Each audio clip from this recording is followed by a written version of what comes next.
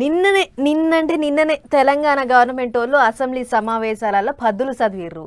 ఏ శాఖకి ఎంత విడుదల చేస్తుర్రు అనేటిదంతా కుల్ల లెక్కలు చెప్పిండు చిన్న సీఎం బట్టి sir.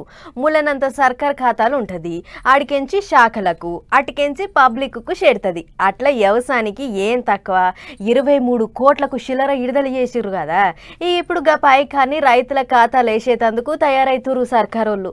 Right, CM sir tour కు అంతా తయారైంది. ఇక సార్ పోవుడు, లిబ్బెన్ కత్తిరిచ్చుడు, కట కొత్తుడే ఆలస్యం ఉన్నది.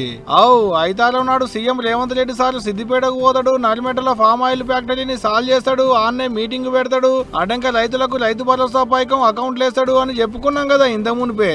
ఇప్పుడు ఆ మీటింగ్ కు అంతా తయారైంది అన్నట్టు. మంత్రి పొన్నం సారే దగ్గరుండి అంతా అలుసుకున్నాడు కూడా పనులు ఎట్టెట్టయితున్నాయని. అంతేకాదు ఓ 3 రోజులకేంచి రైతు మహోత్సవాలు అవుతున్నాయి కూడా ఆడ. సర్కారోళ్ళు గిట్ల రైతులకు భరోసా పైకం వేసేందుకు తయారైతుంటే మాజీ మంత్రి హరీష్ రావు సార్ అంటున్న మాట గిట్టుంది. ఏ మొహం పెట్టుకుని సిద్దిపేట వస్తున్నావు? నేను మీ వెటనరీ కాలేజీ సిద్దిపేటలో రద్దు చేసి కొడంగల్కి ఎత్తుకపోయినా చాలా గొప్ప పని చేసినా అని చెప్పడానికి వస్తున్నావా?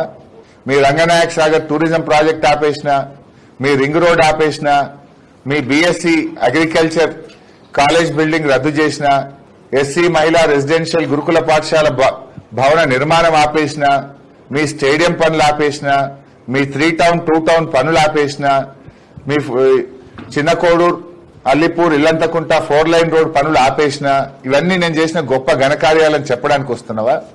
ఇన్నరా కారు పార్టీ వాళ్ళది శ్రమ ఆట, కాంగ్రెస్ వాళ్ళది శిలాపలకం ఆట. అంటే అప్పట్లో కారు పార్టీ వాళ్ళు చేసిన పనులకు ఇప్పుడు షై పార్టీ వాళ్ళు పడదాలు గుంజుతున్నారు అంటున్నట్టు. అంతేకాదు ఇదే ముచ్చట మీద సీఎం సార్ కు ఉత్తరం రాసినాడు కూడా హరీష్ రావు సారు.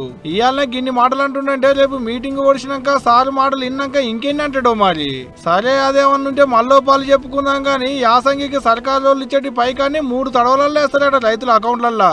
మొదటి విడతల 1 ఎకరం ఉన్నోళ్ళ వరకు, 2వ విడతల 2 ఎకరాలు ఉన్నోళ్ళ వరకు, తదిమోళ్లకు 3వ విడతల మొదలు 70 లక్షల మంది రైతుల ఖాతాలల్లో ఏం తక్కువ 3,590 కోట్ల రూపాయలు పడతాయట.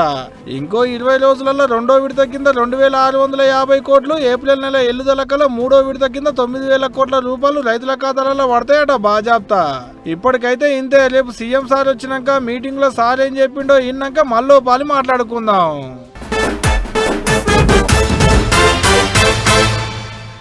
నాలుగొద్దులు అలుగుతాడు, 4 వద్దులు గులుగుతాడు. చల్ నన్ను చిన్న చూపు చూస్తుర్రు అని అంటాడు. ఇక నేను పార్టీలు ఉండలేను, ఖండవా మారుస్తానంటాడు. ఎవ్వళ్ళొచ్చినా మాట్లాడను అని అంటాడు. పార్టీ కార్యకర్తల్ని గుంపు చేస్తాడు. ప్రెస్ మీటింగ్లు పెట్టి పార్టీ మారుతానని చెప్పకనే చెప్తాడు. అటెంక 4 వచ్చి 4 ముచ్చట్లు చెప్పంగానే మెత్తవాడతాడు. వాళ్ళతోని దోస్తాన్ చేస్తాడు. అంత మంచిగానే ఉన్నది కానీ వాళ్ళ ముచ్చట అని అంటారా? గీ వార్త చూడుర్రి, మీకే తెలుస్తుంది. జగిత్యాల జీవన్ రెడ్డి సార్ లెక్క మారిందుల్లో. పార్టీ మారుతాడు, షై పార్టీకి టాటా చెప్తాడు, కారు ఎక్కుతాడు, వారం పద్ధతులలో ఏమయ్యేది తెలియదు అని గుసగుసలు గుప్పు అన్న ఇన్నొద్దులు. కానీ ఇప్పుడు సార్ లెక్క మాట్లాడే కొడుతుంది ఇవాళ మంత్రి శ్రీధర్ బాబు సార్ రాకతోని. కుల్లంకుల్లా చెప్తలేరు కానీ జీవన్ రెడ్డి, ఎమ్మెల్యే సంజయ్ కుమార్ సార్ల నడుమున్న పంచాయతీ దిగినట్టే కొడుతుంది. శ్రేయోభిలాషిగా ఉన్న జీవన్ రెడ్డి గారిని కలవడానికి వచ్చిన పదవుల గురించి ఆయన ఎప్పుడు అడగలేదు. ఫస్ట్ ఆఫ్ ఆల్ పటిష్టంగా ఉన్న నాయకుడైనా మేము పార్టీ పరంగా వారు ఖచ్చితంగా కూడా అపీల్ చేయడం జరిగింది. మేము కూడా వారికి కోరినాం ఏ విధమైన నిర్ణయం తీసుకోకూడదు సార్ అని చెప్పిన. అది ఇన్నరా, ఆయనను బుజ్జగించేందుకు రాలే, పార్టీ మారుతానంటే బదిలాడేందుకు రాలే, పెద్ద మనిషిని ఉపాధి వలకరించేందుకు వచ్చినా అనుకొచ్చిండు అన్నట్టు. భలే గమ్మతుంది పో ముచ్చట. పార్టీలు ఉండేది లేని పండుగ వెళ్ళాక చెప్తా పార్టీ మారాలనేటి ఆలోచన తెచ్చిందేగా పెద్ద మనిషిని మొన్ననే కుల్లంకుల్లా చెప్పానుండే కదా సారు జీవన్ రెడ్డి గారు. ఏమో మాకెందుకు తీయాలి అవన్నీ, మీ రాజకీయాలు మీ. గిట్లా ఓ రోజు జీవన్ రెడ్డి సార్ను బుద్గరించేందుకు సొంత పార్టీ వాళ్ళు సారింటితో పడుతుంటే ఇటు కారు పార్టీ వాళ్ళు కారు ఎక్కించుకోవాలని కుతకుతలు ఆడుతుర్రు. మామూలుగా ఎమ్మెల్యే కాదు, బట్టి ఈ పార్టీ ఇన్ఛార్జే నాకు 4 గన్మెన్ కావాలంటారు. ఈ పార్టీ జీవితంలో ఒకసారి గెలువలో కూడా అన్నట్టు నాకు గన్మెన్ కావాలి అన్నట్టు ఒక్కరు వచ్చి కూర్చుంటుండే పాపం. అంటే అంత అట్లాంటి రెస్పెక్ట్ నాకు ఆయన. కరప్షన్ అనే పని కూడా దాని దగ్గర అన్నట్టు రావాల్సిన రాజకీయాల్లో మా పార్టీలో వస్తే ఆనందంగా స్వాగతిస్తాను. నేను అసలు నేను ఫస్ట్ పోయి ఆహ్వానిస్తాను. మంచి మనిషి అయినా, గౌరవము, నిజాయితీపరుడు, ఎన్నేళ్ళ అనుభవము, పాపం 40 ఏళ్ళ రాజకీయ అనుభవము, ప్రజలకు ఇవాళ కూడా 40 ఏళ్ళ క్రితం ఇట్లా ఏ చూస్తూ పనిచేస్తున్న వాళ్ళు అదే చూస్తూ పనిచేస్తారు ప్రజల కోసము. అగనాట సారు కారెక్కుతానంటే సీదా వాళ్ళ ఇంటికి పోతా కారెక్కించుకొని పార్టీలకు తీసుకొస్తానని సాఫ్ సీదా చెప్పిండు కోరుట్ల పాత ఎమ్మెల్యే సంజయ్ అన్న.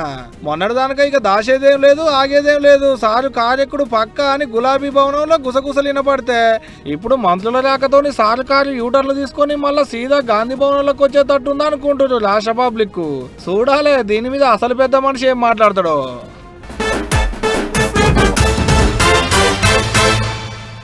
మనసంటోళ్ళ ఇంట్లో చిన్న పొల్లగాళ్ళ పుట్టినరోజు అయితే ఏం చేస్తాం, పొద్దుగాల ముద్దుగా తయారు చేసి కొత్త బట్టలు వేసి పిపర్మెంట్ల ప్యాకెట్ చేతికి ఇచ్చి బళ్ళె దోస్తుగాళ్లకు పంచివేయటమని బడికి పంపిస్తాం. పొద్దుకల ఇంటి చుట్టోళ్ళను పిలిచి ఓ కేక్ కత్తిరించి తలో ముక్క పెడతాం. అవసరమైతే ఇంత కారబుంది పెడతాం, 2 పిపర్మెంట్లు ఇస్తాం గంతే. కానీ ఓ సీఎం సార్కు మనవాడైతే ఎట్లుంటుంది, ఏంది ఎట్లుంటుందని ఊహించుకుంటుర్రా? ఊహలొద్దు కానీ ఈ వార్త చూడుర్రి. రైట్, ఇవాళ ఆంధ్ర సీఎం చంద్రబాబు నాయుడు సార్ మనవడు దేవాంశి పుట్టినరోజు. మనవని పుట్టిన పండుగని పనులన్నీ పక్కకి ఇడిచిపెట్టి సీదా ఇంటోళ్లతోని కలిసి తిరుపతి వెంకన్న దర్శనానికి పోయిండు సీఎం సారు.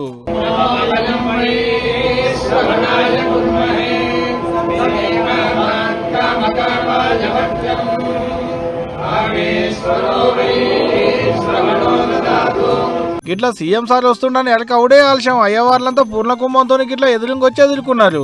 గుళ్ళకి పోయి పూజలు చేసి మొక్కులు పెట్టుకున్నారు. మొదలు అభిషేకం అటంక అయ్యవార్ల దీవెనార్థులు. ఇంటిల్లిపాదికి షల్లబట్టలు కప్పి లడ్డు ప్రసాదాలు ఇచ్చారు అయ్యవార్లు. ఇక ఆడికేంచి సీదా అన్న ప్రసాదాల కాడికి వచ్చిన భక్తులందరికీ తాత నాయనమ్మ మనవడు తలో దిక్కు కలిసి వడ్డిచ్చిరు గిట్లా.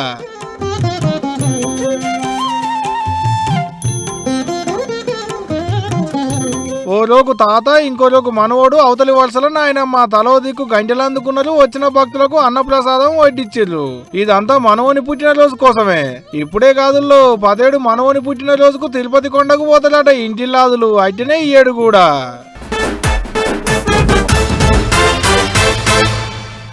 ముస్లిం సోదరులకు రంజానే పెద్ద పండుగ. నెల రోజులు నిష్టగా ఒక పొద్దులు ఉంటారు. రోజు ప్రార్థనలు, పొద్దుక ఇఫ్తార్ విందులు. ఇక రంజాన్ షాపింగ్ చిన్నగా నడవలే. బట్టలు, చెప్పులు, గడారాలు, సెంట్లు, అత్తర్లు, షెవికమ్మలు. అబ్బో, చార్మినార్ కాడ ఈ నెల రోజులు పెద్ద జాతరే సాగింది. నిన్న నెల పొడుపు కనిపించగానే ఇక ఎల్ల పండుగ చేసుకుర్రు. మరి ఏడేడ ఎట్లెట్లయ్యిందో అంతా మునుంబెట్టి అరుచుకొని వద్దాం పారోసారి. పట్నంలో రంజాన్ పండుగ మా సంబురంగా అయింది. ముస్లిం సోదరులంతా మసీదులు దర్గాల కాడికి పోయి నమాజ్ చదివిర్రు. చల్లగా చూడమని అల్లాను మొక్కి అలాయి తీసుకుర్రు. ఇక పాత బస్తీ గల్లీల పొంటి చూడాలే, ముస్లిం అన్నలంతా కొత్త బట్టలు వేసుకొని అత్తర్ చెట్లు పూసుకొని మసీదుల పొంటి పోతుంటే రంజాన్ పండుగ అంతా ఈయనే ఉందా ఎట్లా అన్నట్టు అనిపించింది. చిన్నోళ్ళ కాంచి పెద్దోళ్ళ దాకా అందరికందరూ మసీదుల బాట పట్టిర్రు. మక్కా మసీదు మీరాలం దర్గా కాడైతే వేల మంది నమాజు చదివిర్రు. హిందూ ముస్లిం సోదరులు అలాయి తీసుకుంటుంటే చార్మినారే వంగి సలాం చేసినంత సంబరం అనిపించింది. అటు జిల్లాల పొంటి కూడా రంజాన్ పండుగ మా సంబురంగా అయింది. ఎక్కడ చూడు ప్రార్థనలు నమాజులతోని మసీదులన్నీ కిటకిటలాడినాయి. నల్లగొండల మంత్రి కోమటిరెడ్డి వెంకటరెడ్డి సారు, అటు సిద్దిపేటలో మాజీ మంత్రి హరీష్ రావు సారు ఎక్కడోళ్ళు అక్కడ హాజరుపడి అన్నలకు ఈద్ ముబారక్ చెప్పిర్రు. ఇటు నాచారంలో 1000 మంది ముస్లిం సోదరులకు నీళ్ల సీసాలు సల్ల ప్యాకెట్లు వంచిండు అక్కడి లోకల్ లీడర్ శ్రీకాంత్ అన్న. ప్రార్థనలు ఉన్నాయి కాబట్టి ట్రాఫిక్ ఆంక్షలతో గట్టిగానే పెట్టిర్రు. ఇక ఒక్క పొద్దులు ఓడిచినాయి కాబట్టి సీర్కూర్మా, షావంగులు, తీరు మిఠాయిలు వంచుకొని నోరు తీపి చేసుకురు అన్నలు. గిట్ల పట్నం పల్లె అనే తేడా ఏం లేదు. చిన్న పట్టణాల కాంచి దేశ రాజధాని దాకా రంజాన్ పండుగ మునుపటి కంటే ఈ తాపికింత రంజుగా జరుపుకురు ముస్లిం సోదరులు.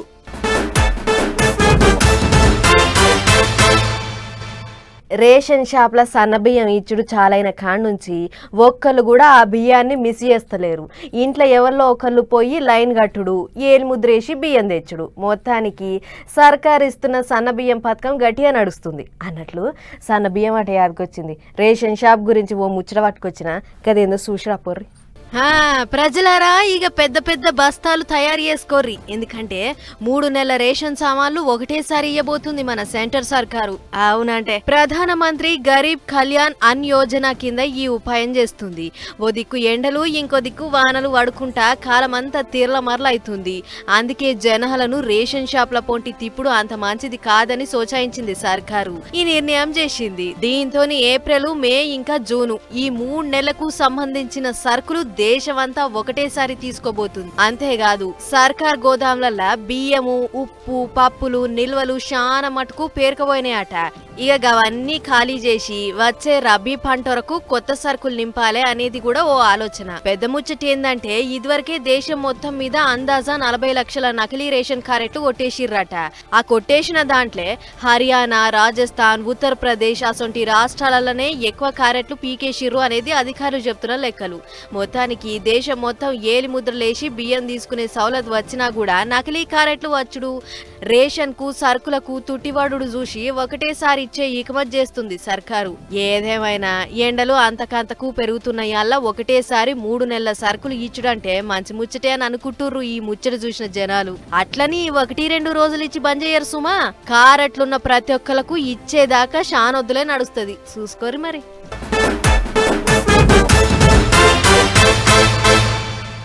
ఈ నడమ అసలు వస్తువు ఏదో నకిలీ వస్తువు ఏదో గుర్తుపట్టు రాకుండా అయ్యిందబ్బా. అల్లం పేస్టు, కారము, పసుపు, చాపత్త, పాలు, సబ్బులు, షాంపులు గిట్ల ప్రతీది కల్తీ చేసుకుంటా జనం పానాలతోని పరాశకం ఆడుతుర్రు కొందరు పైసలు ఆపచ్చన ఉన్న ఈ గ్రవంతులు. ఇవి సాలదన్నట్లు మీదంగా తినే తిండి కూడా కల్తీ. ఇక చూడరా దుర్రి పాత బస్తీలా ఒకడు సమోసాలు ఎంత నీట్గా తయారు చేస్తుండో. అది సమోసాలు తయారు చేసే గోదాం అంటే గిట్లుండాలి. చూడురమ్మా కండ్లు జిగేలు మనతో ఎట్లా చెక్కున మెరిచిపోతుందో. పాలరాయి బండలు సుత పనికిరావు కదా ఈ జాగ ముంగట. ఎక్కడింత చెత్త లేదు చూద్దామన్నా ఒక్క ఈగ సుత లేదు. సమోసాలకు వాడుతున్న మాలు కిందున్న గచ్చు చాలా అంటే చాలా శుభ్రంగా ఉన్నాయి. ఒక్క ముక్కలు చెప్పాలంటే తెల్లబట్ట కిందేసి రాకినా సుత ఒక్క మరగగిన అంటదు. అంత శుభ్రమైన జాగల పేదోళ్ళ ఆకలి తీరుస్తానికి సమోసాలు తయారు చేస్తుంటే ఓర్వలేని పోలీసులు పోయి దాడి చేసి పట్టుకురమ్మా. అన్నట్లు ఈ పరిశుభ్రమైన సమోసాల కంపెనీ యాడుందో చెప్పలేదు కదా. పాత బస్తీలు ఉన్న జియాగూడల అబ్దుల్ రషీద్ అనే పనిమంతుడు నడిపిస్తుండే ఈ కంపెనీ. ఈడ వారాల కమానం వాడి వాడి ఇంజన్ ఆయిల్ లెక్క అయిన నూనెలా సమోసాలు దేవి చుట్టుపట్టు బేరగాలకు హోల్సేల్ లెక్క అమ్ముతున్నాడు రషీద్ మియా. మరిగా కమ్మటి సమోసాల రుచి అధికారులకు ఎట్లా చేరిందో ఏం పాడో గాని దన్నుమని పోయి దుకాణం మీద పడ్డారు. ఇగే ఉంది 500 చీగుడ్లు, 350 గుడ్డు సమోసాలు, 600 స్వీట్ కార్న్ సమోసాలు, 1000 ఉల్లిగడ్డ సమోసాలు పట్టుబడ్డాయి. ఈడికే ఒడవలే అరకింట మైదా పిండి, 4 బస్తాల ఉప్పు, 10 కిలోల ఖరాబైన స్వీట్ కార్ను, ఇంకా 2000 సమోసాల పట్టీలు అన్ని గుంజుకొని షటర్ కిందికేసి కేసులు రాసిరు పోలీసులు. వీటితో పాటు వేయించే కడాయిలు, ఉల్లిగడ్డలు పోసే మిషన్లు, నూనెలా అన్ని పట్టుకుపోయిర్రు. మరి ఒక్కతాన చెక్కింగ్లు చేస్తేనే గీతీర్ల పట్టుబడ్డది. పట్నం అంతా రువ్వడి పెంచి ఎంకులాడి తీసుకుంటే ఇంకెన్ని దొరుకుతాయో ఏమో. జరగా ముచ్చడి మీద నజరీరు సార్లు అని అడగబట్టి ముచ్చడు చూసిన జనాలు. ఏదేమైనా సమోసా రుచి కమ్మగా ఉందని చెప్పి మీది రూపం చూసి కొనుక్కొని తినేరు సుమా. జర వెనక ముంగట ఆలోచన చేసి తీసుకోరి. అటు వెనక మీ ఇష్టం మరి. చలో మరి ఇవ్వనమాట ఇయాల్టి పటాస్ న్యూస్ ముచ్చట్లు ఇంకో ఎపిసోడ్లో మళ్ళీ కలుసుకుందాం. నమస్తే.